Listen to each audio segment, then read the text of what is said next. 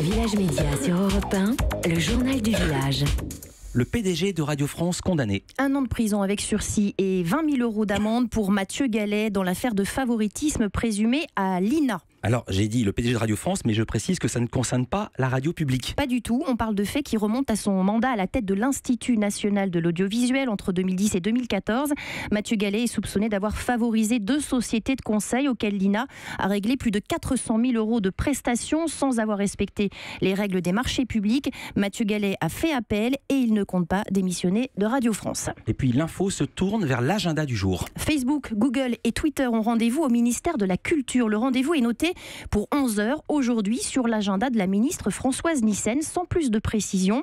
Or, l'ordre du jour pourrait bien être la lutte contre les fake news. Et oui, le 3 janvier dernier, lors de ses vœux, Emmanuel Macron avait annoncé une loi à venir. On le sait, il en a fait un combat personnel et il veut aller vite. La loi serait quasi bouclée, selon Le Parisien aujourd'hui.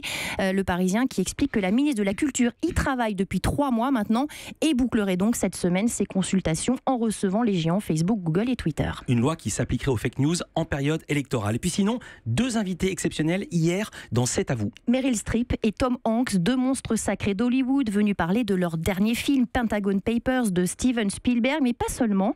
Meryl Streep a également évoqué le scandale Weinstein. Certains lui avaient reproché son silence. Elle répond.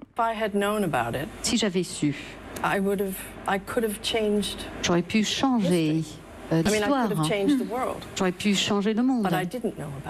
Mais je n'étais pas consciente. Et en fait, il s'assurait que des personnes qui comptaient pour lui ne savaient pas ce qu'il faisait. C'était comme ça qu'il menait ses affaires.